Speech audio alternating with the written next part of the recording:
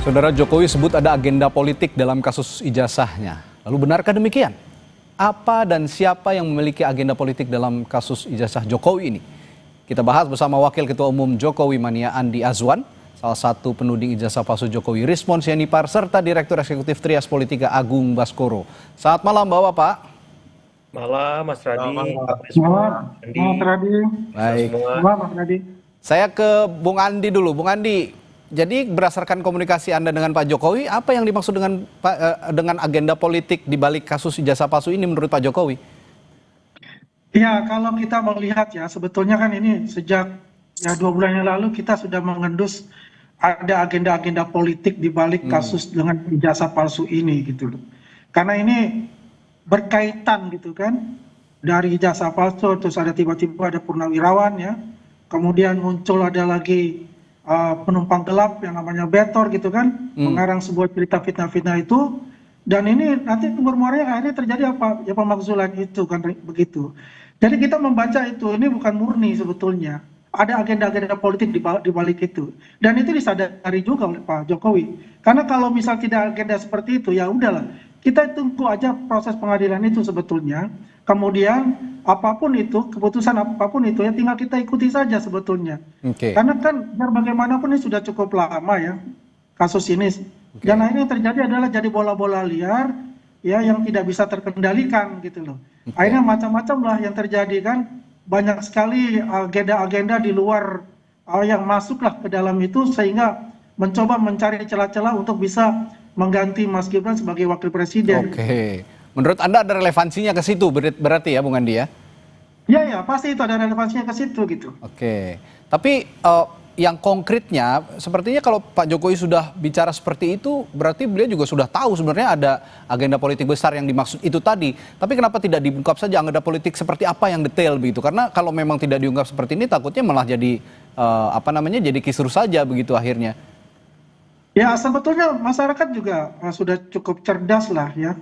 Apa sih yang terjadi di balik kekisruhan ini, ya, kegaduhan-kegaduhan ditimbulkan ini, cukup cerdas lah untuk itu.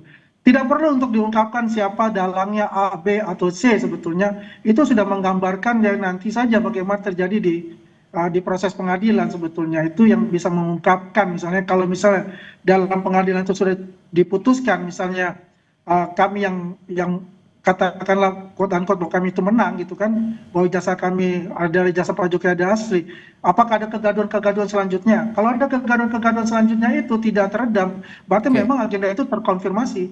Oke, saya ke Bung Rismon. Benar Bung Rismon ada arah atau ada relevansinya dengan upaya pemakzulan wakil presiden kita Gibran Rakabuming? Ya, kami kan hanya mengeksaminasi hak-hak kami, ya, hak dan kewajiban kami sebagai warga negara. Ya, bahwa kami mematuhi, ya, hadir di Polda Metro Jaya atas laporan Pak Joko Widodo, yaitu juga bagian dari kewajiban kami sebagai warga negara. Tetapi samping kewajiban kan kami juga punya hak untuk melaporkan Pak Jokowi. Dan apa yang kami laporkan juga merupakan kontradiksi atau kontroversi yang dibuat sendiri oleh Pak Jokowi begitu loh. Ya, pada tahun 2017 berdialog dengan Pak Kasmujo, dan di situ publik menyimpulkan bahwa Pak Kasmujo adalah dosen pembimbing skripsi dari Pak Kasmujo. Ternyata setelah saya datang ke perpustakaan Fakultas Kehutanan UGM, bahwa nama Pak Kasmujo tidak ada di skripsi yang diduga atas nama Joko Widodo tersebut. Dan dikoreksi kemudian oleh Pak Jokowi bahwa Pak Kasmujo adalah dosen pembimbing akademiknya. Dan ketika saya temui, jawaban Pak Kasmujo membantah keduanya, bukan sebagai dosen pembimbing skripsi maupun dosen pembimbing akademik. Dan itu terkonfirmasi, jawaban tersebut juga diberikan Pak Kasmujo kepada seorang jurnalis Kompas TV, dia bernama Bung Dipo. Jadi ini kan konsisten, oleh karena itu ini harus kita sudahi. Dan kami ingin mengeksaminasi ya hak-hak kami sebagai warga negara. Dan Pak Jokowi juga harus tunduk dong, kalau dipanggil ya sama seperti kami, datang dong begitu. Dan kami meminta tadi dan berkesempatan untuk bertemu dengan Direktur Reskrimsus Polda DIY, bahwa beliau akan secara hati-hati seksama untuk meneliti laporan kami tadi. Begitu Bang. Baik, Jawaban Anda ini tetap dalam pusaran kasus, tapi pertanyaan saya tadi adalah sebenarnya untuk meng-counter menanyakan kembali, benarkah ada upaya-upaya lain di balik kasus dugaan ijazah palsunya Pak Jokowi ini? Seperti salah satunya tadi kalau kata Bung Andi soal pemakzulan katanya. Bung Rismon. Saya Bang. Ya, Bung Rismon Nggak silakan. ada kaitannya dengan apapun. Ini kan murni kajian ilmiah yang diduga berita yang dituduhkan kepada kami menjadi berita bohong. Padahal ini kan cuma ilmu dasar dalam image dan video processing. Ini kan ilmu dasar bahwa mahasiswa semester 5, semester 6 pun sanggup menganalisa ini ya, bahwa dengan font identification itu font Times New Roman di lembar pengesahan skripsi, dan dari bundle dari yang didapatkan Bu Tifa pun sekarang terkonfirmasi bahwa teknologi pada lembar pengesahan skripsi tahun 1985 itu mesin ketik, dan itu diberikan langsung oleh si pemilik. Ya, dokumen asli tersebut, baik transkrip nilai, ijazah maupun skripsi, itu terkonfirmasi dengan analisa kami. Begitu, Bang. Baik. Jadi tidak ada motif politik apapun. Kami bertiga murni adalah pendapat akademik, ya, analisa akademik, dan siap untuk dibantah. Oke, Itulah baik. indahnya demokrasi dalam akademik. Begitu, Bang. Mas Agung, kalau gitu saya juga tanya ke Anda, analisis Anda sendiri betul ada relevansinya dengan agenda-agenda politik besar seperti yang tadi dikatakan Pak Jokowi soal kasus ijazah dugaan ijazah palsunya Pak Jokowi ini? Ya, Pak Jokowi ini kan bukan istilahnya aktor politik kemarin sore ya, dan apa yang menjadi kasus yang dihadapi berturut-turut dan bertubi-tubi menyerang beliau dan putra beliau ya, Mas Wapres Gibran, semacam itu memang susah untuk tidak terkait satu sama lain karena momennya, waktunya itu Bersamaan gitu, bersamaan. Jadi saya sebagai analis juga kalau misalkan di panggung depan ini kasus hukum, Bang Rismon bilang beliau peneliti, nggak ada masalah saya. Tapi sebagai analis politik saya harus melihat operasi di belakang panggung itu. Ya, bagaimana pola-pola pemakzulan, pola-pola ijazah ini bekerja, terorkestrasi, orang-orangnya siapa, waktunya gimana, bagaimana pola dan momentumnya semacam itu. Dan saya melihat memang arahnya jelas karena Pak Jokowi ini terlalu kuat, Mas Radi. Ya, Anda mengatakan ada. Ya, silakan lanjut, Mas Agung. Karena terlalu kuat, maka harus didelegitimasi. Oke, baik. Caranya ya tadi dengan pemakzulan, dengan ijazah, istilah kata 2 titik kasus. Ya. Rusak susu sebelanga gitu. Jadi legacy beliau ingin dihancurkan juga. Jadi orang nggak akan ingat infrastruktur, nggak akan ingat capaian kita bisa melewati pandemi. Sekarang yang orang ingat top of mind-nya adalah ijazah dan pemakzulan. Ijazah dan pemakzulan, baik. Nah ini kan menurut saya kurang sehat. Kenapa? Karena di balik kekurangan beliau ada kelebihan. Sebagaimana kita lihat Pak SBY, Pak Prabowo, Ibu Mega, dan seluruh presiden yang ada. Nah maksud saya ini kan harus diobjektifikasi. Nggak ada masalah kasus ini berlanjut dalam proses hukum yang proporsional, yang profesional. Tapi harapannya ini bisa diobjektifikasi bahwa di balik itu semua juga ada jasa-jasa beliau. Nah itu saja yang paling penting yang ingin saya sampaikan. Anda mencoba objektif begitu ya dengan kondisi saat ini. Nah, tadi saya tertarik dengan ada operasi-operasi sebenarnya di belakang itu berdasarkan analisis Anda sebagai analis politik begitu. Ini saya menarik perhatian saya juga. Saya akan tanyakan hal ini nanti ke Mas Andi juga, ke Bung Andi juga, apakah betul ada operasi-operasi tertentu dan siapa yang mengoperasikan? Tetaplah bersama kami di Sapa Indonesia Malam, kami segera kembali.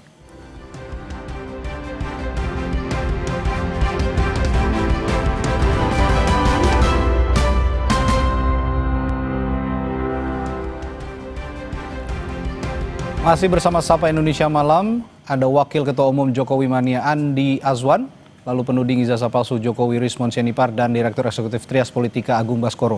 Saya tadi menindaklanjuti pernyataan Mas Agung yang bilang bahwa berdasarkan analisisnya sepertinya memang tidak bisa dipisahkan ada antara operasi-operasi tertentu, terutama operasi politik yang seperti disinggung Pak Jokowi. Nah kalau gitu saya tanyakan ke Bung Andi juga. Bung Andi, Anda tahu operasi-operasi soal yang Anda katakan tadi memang ada motif politik begitu, Anda tahu ada operasi-operasi tertentu dan siapa yang mengoperasikannya kira-kira Bung Andi? Iya, Bung Radit ya, saya setuju apa yang dikatakan Mas Agung itu. Ibaratnya gini, ada orang buang gas ya, baunya kecium semua tapi orangnya nggak ada gitu, susah ditebak. Seperti itulah analoginya gitu. Yang jelas memang ada hal-hal seperti itu ya. Kenapa? Karena rangkaiannya ini itu berkesinambungan gitu loh. Jadi backdoornya ini memang luar biasa untuk itu ya, untuk memanfaatkan situasi-situasi yang ada gitu. Karena itu juga dikatakan juga kan beberapa para apa namanya pengamat politik yang mengatakan yang dengan argumen-argumen mereka gitu kan, ya sebagai contoh misalnya bahwa Mas Gibran itu hanya pelongo-pelongo ya, tidak bisa melakukan kegiatan-kegiatan, dan juga mendesak DPR untuk menjawab surat dari para purnawirawan. Ya itu konteksnya kita bisa lihat. Yang terakhir kan kemarin kita bisa lihat ketika Mas Suryo dan kawan-kawan itu ada hadir pula di situ kan, ada Mayor Jenderal Sunarko di situ kan, ada Pak Rajasa juga di situ kan, dari perwakilan dari Purnawirawan ABRI, dan juga ada lagi ini, ada Pak Said Didu di situ. Saya juga bingung apa konteksnya dia bergabung di situ gitu, ya kan? Karena nggak ada korelasinya. Nah ini membuat suatu tanda tanya besar kepada kita semua, dan juga bisa menjadikan suatu apa namanya ya jadi bola-bola liar gitu. Jadi menganalisa yang jadi bola-bola liar akhirnya yang terjadi, dan itu buat kita itu sudah ada satu gambaran di dalam itu. Yang itu kembali lagi, kita ini bukan orang yang selalu akan menuduh tanpa ada bukti dan maupun data. Begitu Mas Raditya. Jadi saya juga ingin minta tanggapan juga kalau gitu dari Bung Rismon. Bung Rismon tadi mengatakan tidak ada motif apa-apa. Ini murni soal untuk mengungkapkan soal kebenaran asli atau tidaknya ijazahnya Pak Jokowi. Tapi menurut Bung Andi kemarin ada beberapa rekan Anda juga Bung Rismon. Ada Mas Roy Suryo di sana, ada Pak Said Didu kehadiran dengan Purnawirawan TNI yang sebelumnya mengusulkan pemakzulan Gibran. Bagaimana tanggapan Anda soal ini? Bung Rismon? Ya, Bang. Ya. Iya, aduh, ini narasinya terlalu liar sekali, apalagi untuk saya ya. Ini narasinya Bung Andi ini terlalu liar tanpa ada pembuktian latar belakang saya, bagaimana. Saya menulis buku ratusan Pak Andi ya di Amazon. Jadi saya murni ini dan saya juga akan mempertimbangkan untuk melaporkan Pak Jokowi atas dugaan skripsi palsu. Karena memang tidak mendapatkan jawaban yang puas atas keterangan metode forensik yang dilakukan oleh Bareskrim terkait penggunaan cuma indera perasa, diraba, terus disimpulkan bahwa itu produk dari letterpress. Kami ingin ya itu diuji ulang, khususnya skripsi itu. Narasi-narasi liar itu yang disebutkan Bung Andi ya, itu tidak menghentikan langkah saya supaya sejarah Indonesia ini diluruskan dan ke depan tidak ada lagi capres yang memiliki latar belakang khususnya pendidikan yang abu-abu. Ya, ini untuk generasi masa depan. Bung Rismon, artinya kehadiran Mas Roy Suryo kemarin, lalu kehadirannya Pak Said Didu itu tidak ada kaitannya dengan Anda, begitu? Anda ingin mengatakan seperti itu ya, Bung Rismon? Kan mencetuskan ini kan murni sejak awal kan saya tidak ada kaitan dengan siapapun. Jadi ya murni saya analisa sesuai dengan kompetensi saya dan itu siap diperdebatkan, dikatakan saya salah dan kita siap seminar, itu nggak ada kaitannya dengan aktivitas-aktivitas politik. Apapun itu tidak ada. Ini murni ya saya datang ke Jogja ya biaya sendiri. Kemana pun saya biaya sendiri Bung Andi. Jadi ya itu terlalu liar lah khususnya untuk saya ya. Boleh saya jawab ya? Sebentar, Bung Andi, saya ke Mas Agung dulu. Nanti saya kasih kesempatan ke Bung Andi. Mas Agung, kalau melihat pernyataan Pak Jokowi yang kemarin itu bahwa ada motif politik, ada agenda politik besar begitu ya, Mas Agung. Sebenarnya Pak Jokowi ini menargetkan siapa? Saya yakin juga ini sebenarnya Pak Jokowi pengen mengarahkan kepada aktor-aktor politik misalnya yang dianggap oleh dirinya ini membuat agenda besar yang ingin mendiskreditkan pribadinya Pak Jokowi. Kira-kira siapa yang disasar sebenarnya oleh Pak Jokowi? Iya, saya bacain data indikator politik Indonesia, Mas, ya, surveinya yang dilakukan 17 sampai 20 Mei 2025. Di situ memang cross tabulasi mengungkapkan ketika dibahas soal isu ijazah ini memang yang percaya ya paling besar itu kelompok capres Anies Baswedan dan Caimin ya. Itu nomor satu. Itu jumlahnya lumayan besar 40,2%. Kemudian yang tertinggi kedua Ganjar Pranowo dan Pak Mahfud ya 20,4%. Dan yang ketiga baru Pak Prabowo Mas Gibran 15,2%. Jadi dari 3 capres ini yang kemarin maju, ternyata yang terpapar dan percaya dengan isu ya dugaan ijazah palsu Pak Jokowi ini ada di kelompok Anies dan Ganjar semacam itu. Rentangnya cukup jauh dengan rentang dari kelompok pendukung Pak Prabowo. Ada nggak kelompok Pak Prabowo yang percaya? Ada, tapi sangat rendah di kelompok pendukung Anies dan kelompok pendukung Ganjar. Itu yang saya maksud ketika memang ada residu-residu 2 periode kepemimpinan Pak Jokowi yang melukai sebagian kalangan, kemudian ada ekses dari Pilpres 2024 dan itu terafirmasi oleh temuan indikator politik lewat telesurveinya. Jadi datanya itu secara kuantitatif. Ya, dijawab dengan data oleh Mas Agung ya. Ya, karena jangan sampai ini jadi debat kusir yang nggak ada. Jadi basis saya bicara ketika ada ekses dan residu itu basisnya adalah telesurvei indikator secara nasional dengan margin of error 2,8%. Jadi kolega saya Mas Burhan melakukan itu. Nah, secara kualitatif ya kalau ditanya ini tidak berkelindan, kemudian berdiri masing-masing secara tunggal, saya susah untuk tidak mengatakan ini tidak sesederhana itu. Karena apa? Karena di balik politik kita yang dinamis ini kan ada aktor-aktor, ada kingmaker, ada dewa-dewanya Mas Radi. Yang harus dalam tanda petik diseimbangkan oleh Presiden Prabowo. Ada dewa di Cikeas, ada dewa di Teguh Umar, ada dewa di Hambalang, ada dewa di Ciganjur, Cendana, dan seterusnya. Nah, saya kira dewa-dewa inilah yang saya kira sedang bermain dalam tanda petik untuk melihat situasi yang ada sekarang. Nah, dewa di Solo ini harus berupaya menyeimbangkan itu. Ya saya kira ini permainannya yang sedang dilakukan oleh ya Bang Rismon, Bang Roy Suryo, dan Mbak Tifa. Ini ya bermain saja, tapi ekses dari permainan ini itu sedang dipantau oleh dewa-dewa di tempat-tempat tadi. Jadi Bang Rismon memang peneliti murni, Bang Rismon profesional di situ, tapi ekses dari yang dilakukan Bang Rismon itu dinikmati oleh para dewa-dewa tadi di luar seperti itu. Baik, Bung Andi singkat, Anda ada tanggapan soal jawaban dari Bung Rismon tadi? Silakan. Ya, menurut saya begini, Bung Rismon ini baper banget gitu loh. Saya katakan itu yang duduk pada saat itu, mungkin Bung Rismon kan nggak ada di sana. Saya sepakat lah apa yang dikatakan Mas Agung itu, bahwasannya yang Bung Rismon ya sebagai ilmuwan aja gitu, tidak ada campur masalah politik. Tapi yang kemarin duduk bareng itu dan press conference itu memang itu adalah orang politik. Saya katakan quote unquote di situ. Karena yang dibahas itu macam-macam kan, berlebar semuanya gitu. Ya sampai juga masalah juga pemakzulan juga seperti itu.